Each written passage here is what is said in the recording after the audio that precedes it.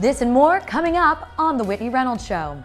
The right arm broke and then my chin went down into my chest. And that's what caused the spinal cord injury. At the surface, there were thoughts like, oh, I might not make it. But there was also something deep down, a fire that I had that never left. You are watching The Whitney Reynolds Show. Be careful.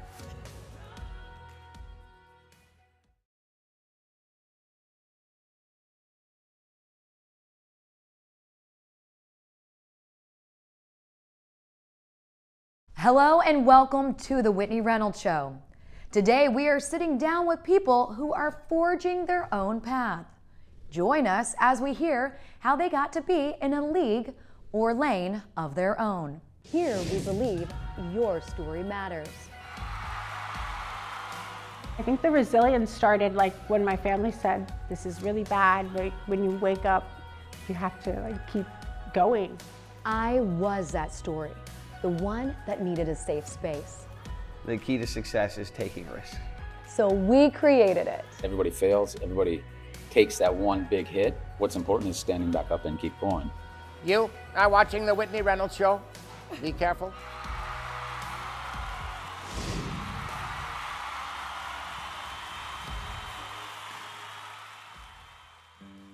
Welcome to The Whitney Reynolds Show. Today we have a remarkable guest, Amber Rangel. Despite facing a life-altering accident that left her paralyzed, Amber's resilience and courage shines through as she shares her inspiring journey of overcoming obstacles and bravely getting back out there. She joins us now as a witness of strength and determination. You are an incredible woman. Welcome to the show. Thank you for having me. I'm excited to be here today. I want you to walk our viewers through the day that everything changed for you. I had filled up the car and drove my 1-hour commute up north to Wisconsin. Everything was normal. The only thing that was out of the normal, out of the day, I had ran out of cigarettes that morning. Maybe I had started the morning off more bitter or was just like agitated that I hadn't had a cigarette, which is not graceful to say, but it's like the truth. It was foggy, it was gonna storm. We weren't even really quite sure if we were gonna ski in general that day. Since the 4th grade, Amber Rangel discovered her love for barefoot water skiing. Her first steps out on the water, she was immediately hooked and fell in love with competing. Over the years, it was evident this was more than just a hobby. It became her purpose. Yet what Amber thought was just another training session became a day that her life would change forever. There were other people on the boat that were skiing before me, and there were new individuals that were coming to watch me ski, kind of to just ride along on the boat. So I was already just kind of thrown off. I had done a couple loops. I mean, it did take a turn when I fell, and I had fallen 3 feet before the jump, basically. I was going 40 miles an hour, and so by the time speed caught up with me, I just kind of like hit the jump. My arms were extended straight in front of me because I was holding on to the rope. The right arm broke, and then my chin went down into my chest, and that's what caused the spinal cord injury. You stayed conscious, which is huge. Yes. Did you feel pain? No pain, nothing. Felt nothing, felt fear, felt panic. What was going through your mind? So I went to take a breath and move, and I couldn't move, so then I swallowed that first gulp of water. And then that's when my eyes opened up, and so everything was dark and yellow and dirty. Time seemed to stretch endlessly for Amber. Laying there, severely hurt, every second felt like an eternity. But amid the fear and uncertainty, she found an unexpected source of resilience within herself and channeled that. I watched it a lot. I watched it over and over and over again on slow motion. I just didn't realize what happened. We were recording because it helps me train. So I would watch, oh, your hands were too high, or oh, you need to push your hips forward, or you pulled with your left hand, so that's why you jerked right on the ramp. So when they flipped you over, they thought you were dead? Yeah, the lips were purple and I had swallowed a lot of water. Did they have to do any type of resuscitation? No, so from what I understand, they were going to swim me over to the jump to do CPR on a hard surface at the jump, but I had coughed up I came to. And Or were you never- still mentally with it at this point? Yeah, I remember being awake, flipping over, and just screaming. And when you Yeah. screamed, Yeah. were you able to then communicate afterwards? Oh, certainly. I was screaming, I can't move, call 911. You were advocating for yourself in that moment. True, yeah. Do you believe that maybe a guardian angel was watching over you and acting for you, or was it you? I would like to think it was a guardian angel or some higher power was there with us all. But I think when the first responders and the community showed up and they used all of their resources, that's kind of when the true spirit showed. When Amber took the fall, she never imagined that she would suffer an injury much worse than it felt. Her doctors determined that she had a C5 spinal cord injury, one that damages the 5th cervical vertebrae in the neck. It left her to be paralyzed from the chest down, limiting movement in her arms without the lower half of her body. Once I got to the hospital, they thought that they were gonna have to trach me. And that they said that when I woke up from the hospital, like surgery, that I wasn't gonna be able to breathe on my own. Yeah, I woke up and I wasn't on the trach and my wrist could move. Do you think that's where your resilient spirit started going, okay, Yeah. I'm beating some odds already? I think that even started before the surgery. My family came in and they sat me down and they're like, okay, this is really bad, but when you wake up, you have to keep going. You're not allowed to give up on your communication. We knew we had the tablet ready so that I could talk. It's hard to think about that moment when they said that I was going to be more disabled than what was already happening. So I think the resilience started when my family said it's going to get worse and you don't really have an option. Well, and it's incredible to even hear that, because I see you today and you are, one of the most self-sufficient people I know. You are one that is not stopping, and your story didn't end there. And I think that's what, when I was finding out more about you, I'm like, I want to be more like you daily in my life. Because not only did you, get in the wheelchair right after surgery and go out into the lobby, I thought that was very amazing that you, there is something about being around people and not staying isolated and understanding the new norm. How long did it take you to say, I want to get back in the water again? I think it was that very next year. Had to have been that very July. I knew that I instantly wanted to do it. I didn't really know how, when, or who would help me do it logistically. It was just one of those things I didn't want it to. Water skiing was an outlet for me to express myself and to feel good and to just burn steam. And I felt that one of my only resources or tool belts was taken from me. Following the tragic accident, Amber faced an uphill battle and some PTSD. She refused, however, to let her circumstances define her future. Today, Amber is not only living a full and vibrant life, but she is also actively dating and demonstrating that love and connection can thrive under any condition. With graduation ahead, she has found new passion for adaptive scuba diving. This sport has allowed her to experience the freedom and joy she once felt in the water.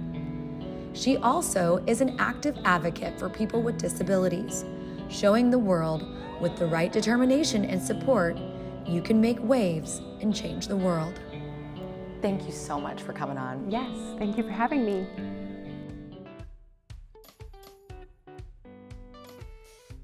Next up, we have someone who inspires through his voice. With his gift, he brings communities together from around the world.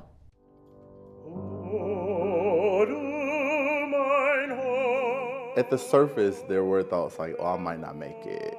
But there was also something deep down, a fire that I had that never left. When did you know that you had this voice inside of you? Yeah, so it's so interesting. My sister was the first person that really sang in my family. And so she was the one that I always kind of looked up to growing up. because I always wanted to sing. And so one time we were watching Sister Act 2. Oh yeah, that'll get you going.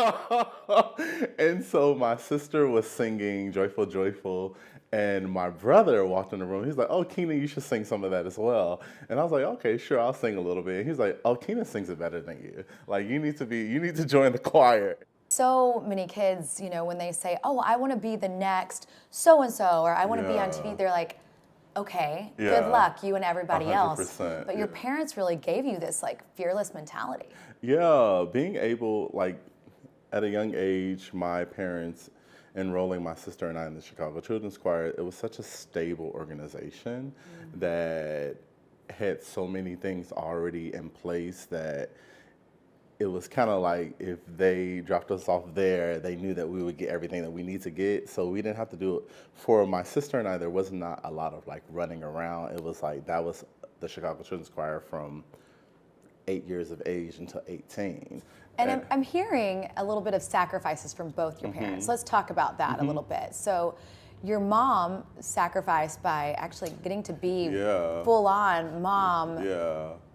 She has her own aspirations that I realized she did put on hold. At the time, I did not realize that. But talking to her today, I realized how much she sacrificed in order to make sure that we felt supported and like we could do whatever we wanted to do as children and express ourselves. And my father, he's the person who always taught me how hard to work and how to hustle and how to make it, you know, make ends meet in so many different ways. Because I'll say, even if we did have a struggle, we never knew about it. Let's talk about your days of becoming a janitor, going from graduation, which of course we all graduate and we think, okay, sky's the limit, but you also had to make it. Yeah, when I graduated, I don't know what I thought. What happened? What I thought would happen was I would graduate from university and then go on and go on tour. Touring or singing somewhere. And it just did not happen like that. I just spent like $200,000 on this voice? Yes, and to think that this is what will be my next step. But, you know, I had a come to Jesus moment, and I said, you know what, let this be just a transition thing while I'm like getting my feet wet. And 1 year turned into almost 10. But I don't know, my parents always taught me to go into every situation with a positive attitude. And though I was cleaning offices and doing things that I never would have imagined that I would be doing, I always showed up just in a good spirit. When you were wrestling with those emotions, did you ever have a moment where you thought, maybe I won't make it? At the surface, there were thoughts like, oh, I might not make it. But there was also something deep down, a fire that I had that never left. When you sing, and I've watched you sing with conviction. Yeah. When you sing, do you ever think about those faces that help shape you? Yeah, 100%. I sing, and I also teach my students that it's just not enough to have a beautiful voice. Every time we open our mouths, we tell a story. What is your proudest moment thus far? My proudest moment thus far? It's so, I've done so many things that I never imagined I would do. Name me a few. Like singing at Carnegie Hall, traveling to Scotland and singing lead roles. One very exciting moment I had, I was in Colombia, in Bogota, and I was doing the opera Noah's Flood. And I was Noah, I was the title role. And then I had Noah's wife, it was just me and her. And then 2,000 chorus members. Wow. 2,000 chorus members. What do you hope your music accomplishes? I hope that it inspires people to do something against the grain, something fearless.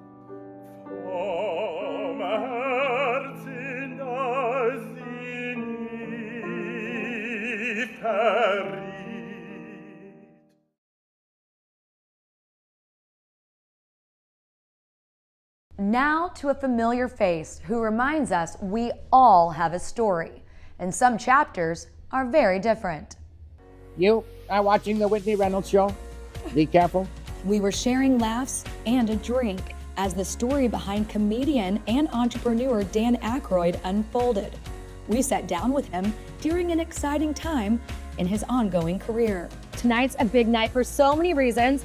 Let's get right to what's happening behind us because, I mean, there's a lot going on.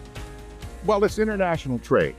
This is a Canadian vodka company, tonight working with Sony Wonderverse, a Japanese-American company, a conglomerate, to give the consumer a clean drinking experience because there's no additives in Crystal Head vodkas. I must say that the beverage industry is extremely satisfying because you meet people, on a movie you meet people, and then they're gone 2 months later, you never see them again. The beverage industry, you build relationships, you work together to make a success. And so I've been really having fun meeting wonderful people like Michael Binstein, who owns Binny's. And the launch of this new line was very full circle, being in Chicago. This is where his whole world changed. I got my H1 first working visa here when we came down to do Second City in '74. You see, the Canadian company came and the U.S. company went back up. And our teacher was Joe Flaherty. And he trained Levy, he trained Gilda, he trained Candy, he trained myself, Murray, both Murray brothers. So, you know, we miss him. And that was a beautiful experience to come and work with the Second City stage, the original Second City stage and technical crew. And so '74 was when I got my first, the first H1 visa. And got to be in the States. It's the city that adopted me, and I sort of adopted it. You know, the contacts are fun, and you have friends that last for a long time, much longer, you know, than in the movie business. Although Jamie Lee Curtis will always be a friend, and Billy and people like that. Yeah. Well, My Girl, one of my favorite movies, was that one that you loved because it was a different type of role? I did love that because it was well written. It was written by a woman whose father was a funeral director. And it was a beautiful, heartfelt story about, you know, the way we deal with grief. Unfortunately, grief is the price of love, as we know, and that movie depicted it in a marvelous, classy way. There are so many kids that have watched you over the years that are now adults like me. And I have to say, what would you want to say to these people that have watched you over the years? About Ghostbusters, I would say to those who are watching, you know, do it with family, you know, get together, do some screenings, go to the films with family. It's a family experience. And I'm gratified that it's being passed on to the next generation. So I would say that to encourage parents to pass it on to the next generation and get that next core of Ghostbusters cadets out here. Does your family think you're funny? I get a laugh occasionally out of them. Yeah. I mean, we just got to bring people here. That's good. I get a laugh. Are you witty like that at home? Like when you're on TV, is there a different side of you at home? I'm sure there is. Oh, I've got a bit of a caustic side, I suppose, which comes from my mother. You know, I lay on the zingers, I guess, you know. Oh, and I push buttons. That is bad because I know with my children and, you know, those that I love and live with that I can push their buttons. And sometimes it's just too tempting. Oh, it's tempting. You get a reaction, you know, and, you know, I knew I'd get that out of them. I think about the future and I think about, you know, how I can impact people's lives positively by maybe creating another piece of entertainment or two, or just living a happy and healthy life if I can manage to, and everything in moderation. Thank you so much. Sure. Take care. Excited to celebrate you tonight. 3 years of trying. Since Talladega, April 21, Brad Keselowski wins the Goodyear 400. All for change. Well, he's used to changing lanes and in fast gear. Brad Keselowski chats with us about his biggest pivot yet, becoming a driver-owned racer in NASCAR. When I left a really established team with Penske Racing and Team Penske and NASCAR, had all kinds of wins and championships, and took on a new challenge of, all right, I'm going to keep driving, but I'm also going to own part of the team. And there was a big conversion there. It's kind of like, all right, we're starting over as an entirely different team and trying to rebuild really almost from the ground up in some ways. And, you have to accept the fact that it was in some ways a restart of my career and my life.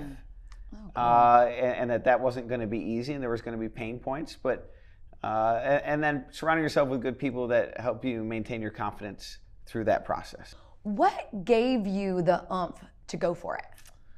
I think I'm just a natural risk taker to some degree. I mean, it kind of goes without saying being a race car driver, but even being a race car driver, it's still hard to take career risk opportunities, right? When you have a stable place in your life, I get a lot of courage and wisdom from reading. I read a lot about other successful people, and almost every time, the key to success is taking risks. Now, you hope you take smart risks. You don't want to take a bad risk or a risk that's a low percentage shot of succeeding, or if it does succeed, there's not that big of a payoff. You want to take, in my opinion, smart risks, which are generally higher percentage shots that have big rewards to them. And I really think that's the secret to success in all aspects of life. And you keep saying your team. I love that. So driver owned. Yeah. Explain that. So I drive the race car and I own an interest in the team. So it's considered a driver-owner team. And really what makes that kind of unique to NASCAR is if you go back 40, 50 years ago, that was how a lot of the teams are. But there was kind of this seismic shift, probably in the 80s to 90s, where the team owners came in and just hired great drivers and said, hey, look, I just want you to focus on driving. We'll build a great team. We'll go find the sponsors and pay all the bills, and you just go be a race car driver. And those teams really dominated in a lot of ways. Credit to our team that does the work, where I just kind of get to play the vision and meet a few people and shake a few hands. But I'm honored to be a part of it, and I think it's a really important part of who I am. It is, and I was told going into this interview I was going to like you. But now I just adore you, your spirit, and the way you give back. Today we heard stories from those who were dealt a difficult hand, but they didn't settle for it. Instead, they turned it into something so much more. How will you choose not to settle? Remember, your story matters.